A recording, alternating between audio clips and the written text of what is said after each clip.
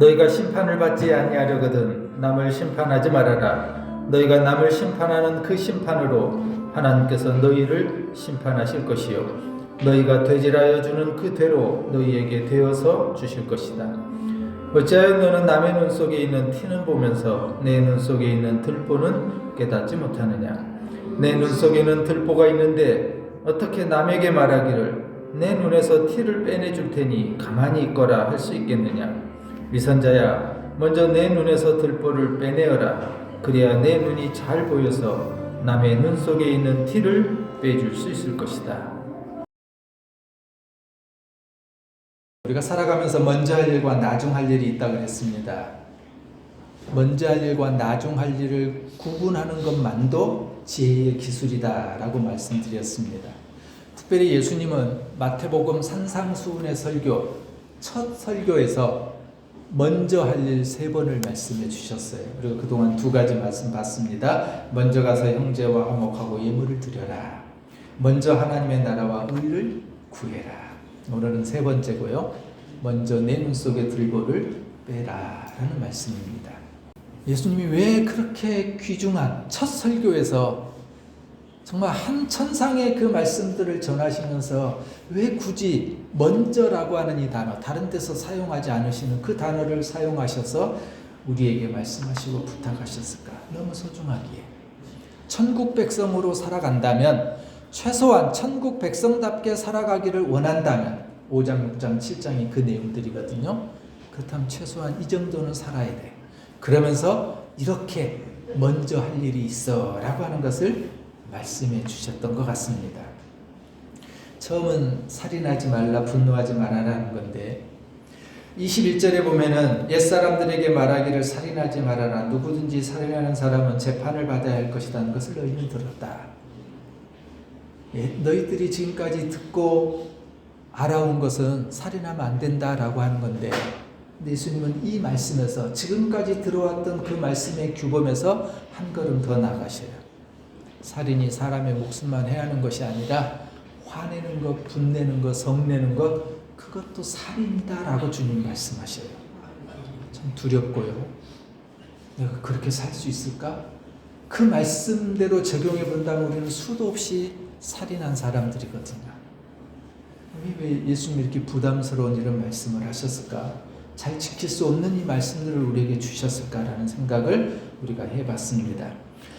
22절에 그렇게 말씀하죠. 그러나 나는 너희에게 말한다. 자기 형제나 자매에게 성내는 사람은 누구나 심판을 받는다.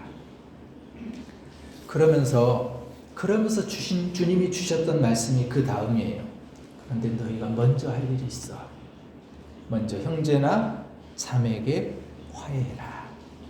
23절입니다. 그러므로 내가 제단에 제물을 드리려고 하다가 내 형제나 자매가 내게 어떤 원한을 품고 있다는 생각이 나거든 너는 그 제물을 제단 앞에 놓아두고 먼저 가서 내 형제나 자매와 화해하여라.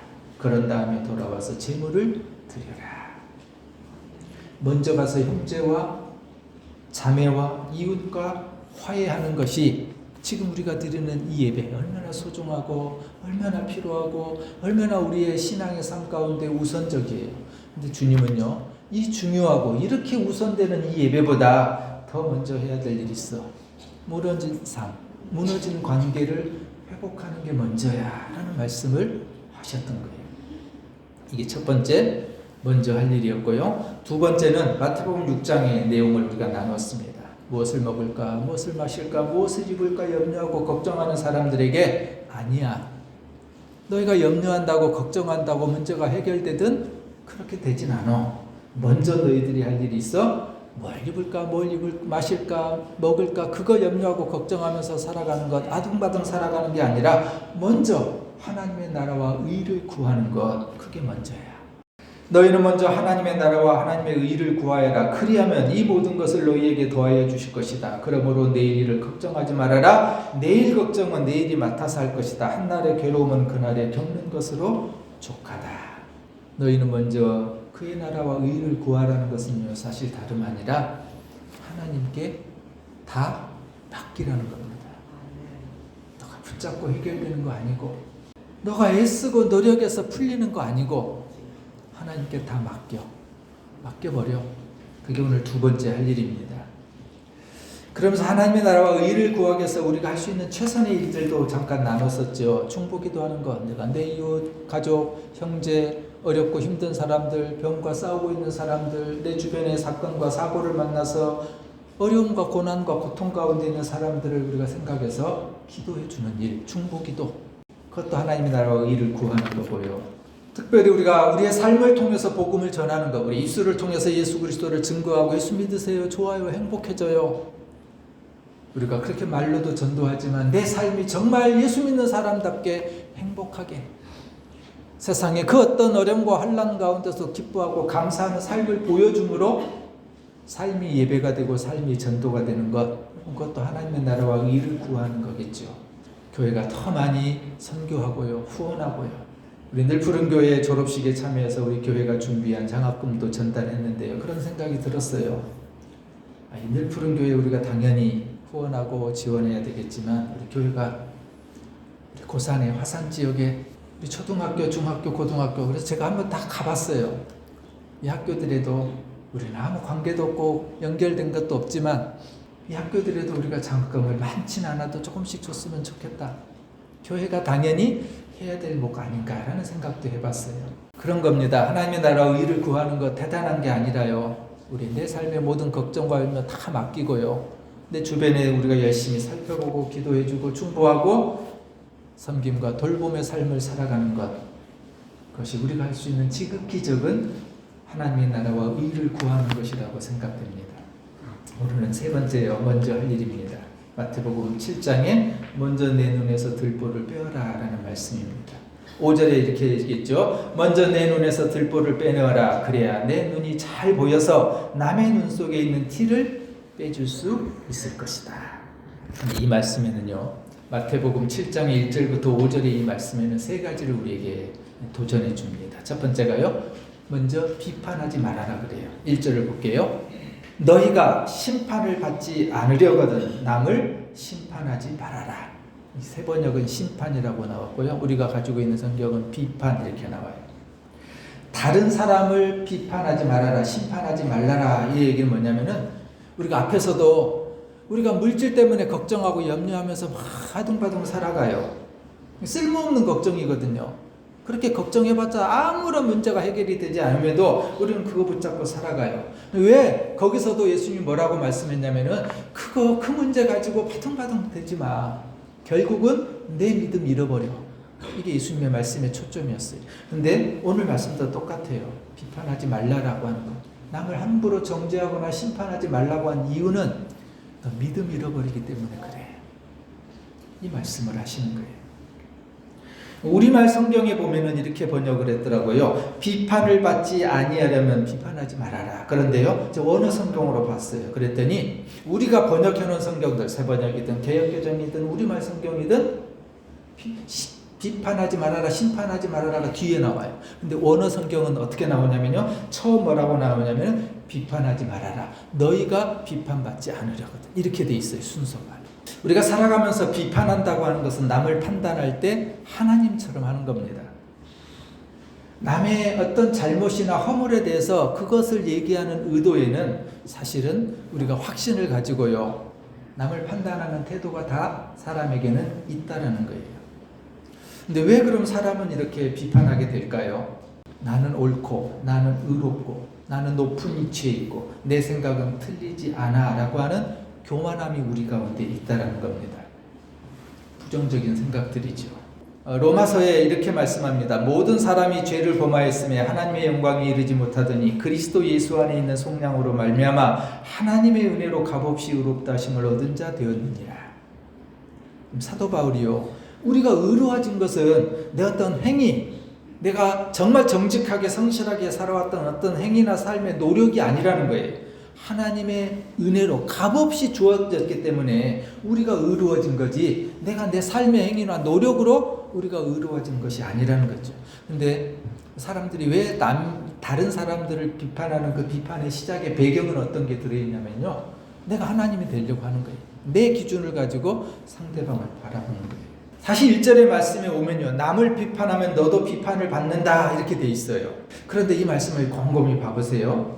내가 비판하면 우리가 비판을 받는데요. 그런데 그 비판의 주체가 누구인지 우리 성경에는 나와 있지 않아요. 언급하지 않아요. 즉 1절에 너희가 심판을 받지 않으려거든 남을 심판하지 말아라 이렇게 돼 있거든요. 너희가 심판을 받지 않으려거든 누구에게요? 누구에게 심판받지 않으려면요? 근데 이 성경도요. 원어 성경으로 보면은 분명히 그 대상이 나와요. 주체가 나와요. 우리가 누구에게 심판을 받냐면은 하나님이 나와요. 근데 우리 성경은 그 부분이 아쉽게도 좀 빠진 것 같아요. 이게 어려운 말로는 신적 수동태라고 이렇게 얘기하거든요. 언어로는.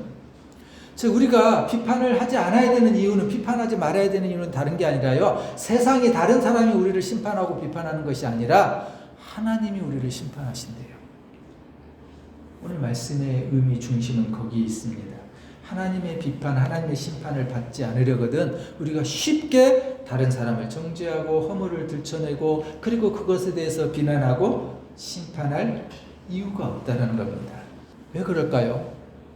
우리는 알잖아요. 우리가 죄인이라는 거. 우리가 아무리 의롭게 살고요. 법 없이 우리가 정말 세상에서 잘 살아가도요. 우리가 죄인이라고 하는 사실은 우리는 알아요. 인정하고 있어요. 아무리 감추려 해도요. 우리 안에는 욕심이 있고요. 또 내가 바라보는 시선의 편견을 우리 모두는 다 가지고 있어요. 그래서 성경은 죄인이 죄인을 비판할 수 없다라는 거예요.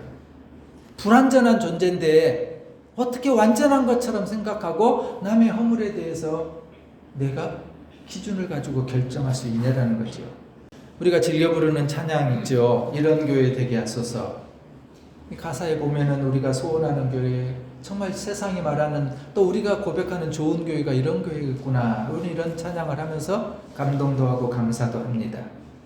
가사를 잠깐 보면요. 진정한 예배가 숨쉬는 교회, 주님이 주인 되시는 교회, 믿음의 기도가 쌓이는 교회, 최고의 찬양을 드리는 교회, 말씀이 살아 움직이는 교회, 그 다음에요. 성도의 사랑이 넘치는 교회. 말씀 있고 주님이 주인 되고 거기만이 좋은 교회가 아니라 성도의 사랑이 넘쳐야지. 거기까지 가야 교회가 좋은 교회라는 겁니다.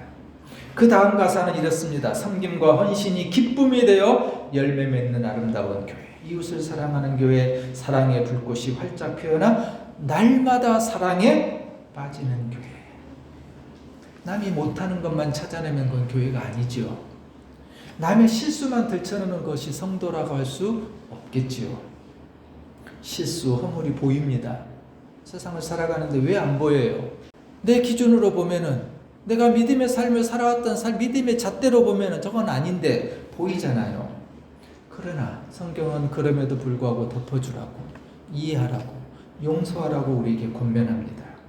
오늘 이 찬양의 가사에도 그래서 그렇게 나와요. 주님의 마음 닮아서 서로 사랑하는 교회. 허물 보이면 어떻게 덮어주고 어떻게 사랑해요? 안 되거든요. 그런데 뭐라 그래요? 주님의 마음 닮아서. 나는 안 되지만 주님의 마음 닮아서 덮어주라는 거예요. 이해해주라는 거예요. 용서해주라는 거예요.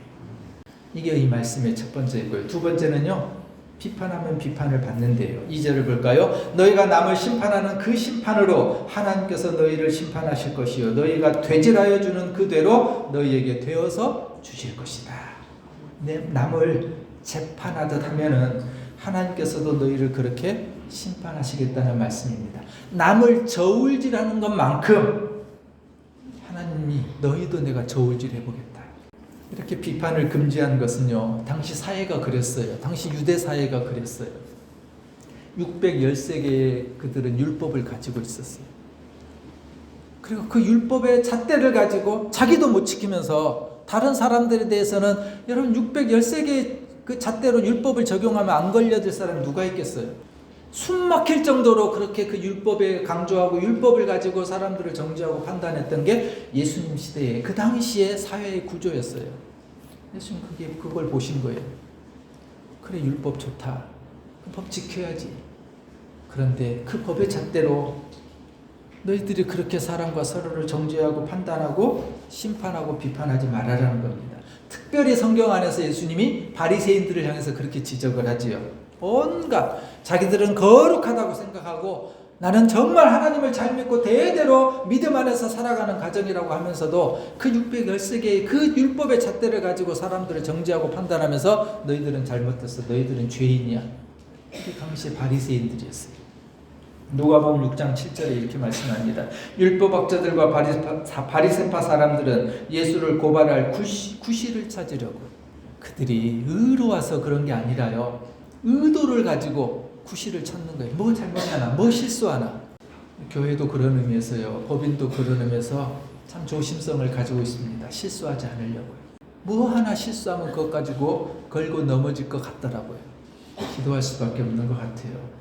하나님 앞에 그렇게 기도해서 하나님 참 못하겠네요, 어렵네요, 하나님 해주세요, 하나님 해주세요. 하나님이 해주셔야만 돼요. 인간의 의도나 인간의 생각을 가지고 접근하고 인간의 문제로 풀면은 그것도 문제 되거든요. 하나님 완전하게 해결해 주세요. 묶인 거 풀리게 해주시고요, 답답한 거 다 해결되게 하시고, 감정들이 있다면 그 감정도 풀어주시고, 우리가 생각하고 우리가 바라고 요구하는 것, 그것 아니라 하나님이 가지고 계신 그보다 더 크고 놀랍도록 기가 막히게 하나님이 해결해 주세요. 내가 다른 사람보다 나은 것 없다는 것 여러분 잊지 마시기 바랍니다. 바울이 에베소 교회에 보냈던 말씀을 여러분 기억해 보십시오. 에베소서 6장 11절 이하에 악마의 관계를 맞설 수 있도록 하나님이 주시는 온 몸을 덮는 갑옷을 입으십시오. 하나님이 주시는 온 몸을 덮는 갑옷을 입으십시오. 그리고 뒤에 가서 보면요, 그러므로 하나님이 주시는 무기로 완전히 무장하십시오. 오늘 말씀과 적용해서 해석해 본다면 그런 것 같아요. 너 힘으로, 너 의지로, 너 방법으로, 너 생각으로, 너 계획대로 문제 풀려고 하지 말고 하나님이 주시는 몸을 입어, 하나님이 주시는 갑옷을 입어, 하나님이 주시는 무기로 무장해. 우리 방법으로 하지 말라는 거예요. 하나님의 방법이 하나님이 해결하시는 대로 해나갈 수 있도록 기도하고, 그 하나님 의지하고, 그 하나님 하시는 일들을 기다리는 것. 우리의 싸움은 혈과 육에 대한 것이 아니라 그랬어요. 어둠의 권세와 악의 영들에 대한 거라 그랬어요. 악한 영이 사로잡으면 아무리 선하게 보이는 사람이라도 이용당하잖아요. 우리 역시도 마찬가지고요. 그래서 바울이 얘기하는 거예요. 우리의 싸움은 혈과 육에 대한 것이 아니라고. 어둠의 세상, 어둠의 권세, 악의 영들, 그들과의 싸움이라고 말합니다. 눈에 보이지 않지만 그 사단의 괴계에 맞서 싸우려면요, 아무리 우리가 애써서 되지 않고요, 바울이 지금 얘기하는 게 뭐예요? 하나님의 전신갑주를 입으라는 것, 하나님이 주시는 갑옷을 입고 하나님 주시는 무기로 싸우라는 거죠. 오늘 본문의 말씀이 세 번째가 우리에게 주는 도전은요, 먼저 내 눈 속에서 들보를 빼라고 합니다. 3절입니다. 어찌하여 너는 남의 눈 속에 있는 티는 보면서 내 눈 속에 있는 들보는 깨닫지 못하느냐. 예수님은 나의 들보는 깨닫지 못하고 형제의 티만 보고 있는 것을 안타까워하셨어요. 원어에 보면요, 이 티가 어떤 단어를 쓰고 있냐면요, 톱밥의 알갱이, 겨 한 조각, 이런 단어를 써요. 근데 들보라고 하는 단어는 어떤 단어를 여기서 쓰고 있냐면요, 석가래, 우리 집을 짓 때 큰 집에 그 기둥을 세우고 보를 세우는 석가래, 통나무, 이런 단어가 여기에 쓰여져 있어요. 내가 형제의 눈 속에서 발견하는 티는 내 안에 있는 통나무와 같다라는 거예요. 우리는 압니다. 내가 나를 너무 모른다는 거예요. 다른 사람의 허물을 열심히 들춰내고요, 비난하고 험담하기 좋아하지만 정작 내 안에 있는 허물과 연약함, 그거에는 눈먼 장님이라는 겁니다. 그래서 4절에 이렇게 말씀합니다. 내 눈 속에서 들보가 있는데, 내 눈 속에는 들보가 있는데 어떻게 남에게 말하기를 내 눈에서 티를 빼내줄 테니 가만히 있거라 할 수 있겠느냐. 5절, 위선자야, 먼저 내 눈에서 들보를 빼내라. 그래야 내 눈이 잘 보여서 남의 눈 속에 있는 티를 빼줄 수 있을 것이다. 내 눈에 들보가, 석가래, 통나무가 들어있는데 어떻게 남의 눈에 있는 티를 볼 수 있겠냐는 거예요. 여러분, 눈에 티 하나 들어가면 얼마나 고통스럽습니까? 잘 보이지도 않아요. 따갑고요. 제거하려면요, 불어도 안 되고 물로 씻어도 얼마나 고통스러운지 모릅니다. 그런데요, 그 티도 그런데 들보, 석가래, 기둥, 통나무가 내 눈에 있다고 생각해 보셔요. 오늘 예수님 왜 이렇게 비유를 들어서 말씀하냐면요, 문제는 나에게 있다는 거예요. 문제는 나에게 있어.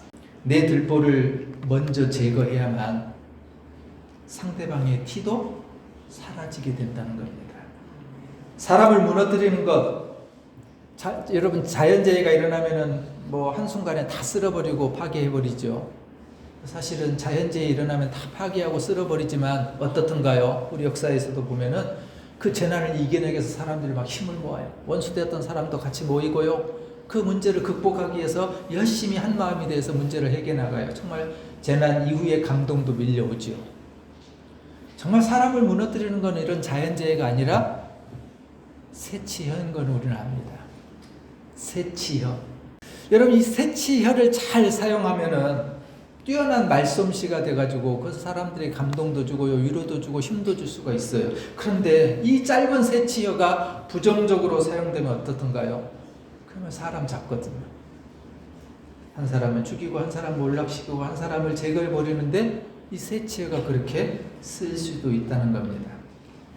야고보 사도가 그래서 이렇게 말씀해요. 야고보서 1장 19절 20절입니다. 사랑하는 형제자매 여러분, 여러분은 이것을 알아두십시오. 누구든지 듣기는 빨리하고 말하기는 더디하고 노하기도 더디하십시오. 새치여, 거기에 문제가 있다는 겁니다. 사랑하는 여러분, 그랬으면 좋겠습니다. 우리는 이웃의 잘못을 비난하고 그 허물이 보여도 그것 가지고 판단하고 정죄하기보다는 나 자신의 잘못을 먼저 깨닫고 바로잡는 겸손한 사람, 그런 믿음이 우리 가운데 있기를 원합니다. 다른 사람의 허물을 비난하는 것은 누구나 할 수 있습니다. 그러나 나 자신의 죄를 발견하는 것은 성령 안에 있는 사람만이 가능하죠. 주님은 남을 판단하지 말라고 말씀합니다. 살다 보면은 왜 없겠어요? 왜 비난하고 판단할 일 없겠어요? 그러나 그렇게 된 처지에 대해서 안타까워하고 먼저 긍휼한 마음을 우리가 갖기를 원합니다. 비판으로 상대방의 잘못을 뉘우치거나 결코 반성하지 않습니다. 되던가요? 안 됩니다. 우리 자녀들에게도요, 안 됩니다. 특별히 우리 자녀들은요, 부모의 그 말 한마디 엄청난 영향과 힘을 줍니다. 근데 그 말과 함께 더 중요한 게 뭔지 아세요? 우리 오늘 도와 어머니도 들어보세요. 부모님도 말 정말 중요하고 말도 소중하고 말도 잘해야 되는데요, 아이들은요 눈빛으로 알아요. 말 안 해도 눈빛으로 아이들은 다 알아들입니다. 보고 느낍니다. 특별히 어린 생명은 부모의 피부로 알아간대요. 얼마나 신비한 존재인지요. 어머니의 체온이 어떻게 다가오는지 그것 가지고 아이들은 나를 사랑하고 나를 뭐라 그러는지를 아이들은 알아간답니다. 그리고 그 다음이 눈빛이에요.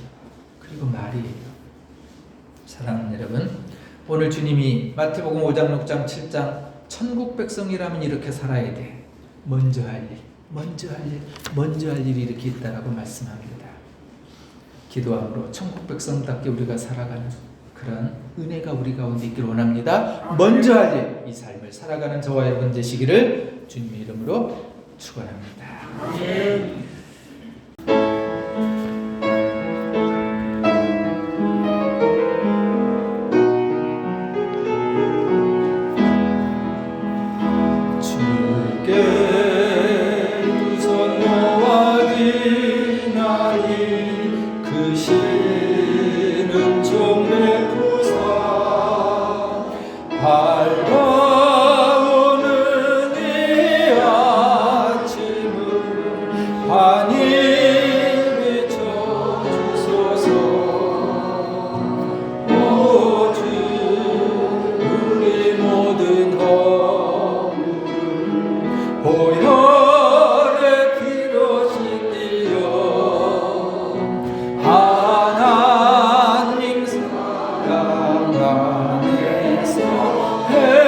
행복을 갖게 하소서. 서로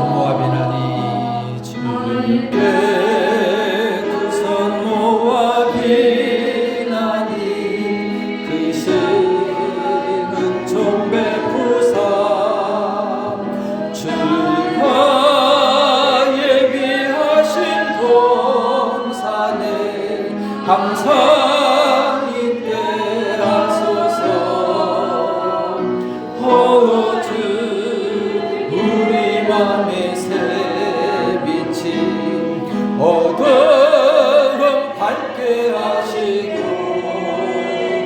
진리의 말씀 안에서 늘 순종하게 하소서.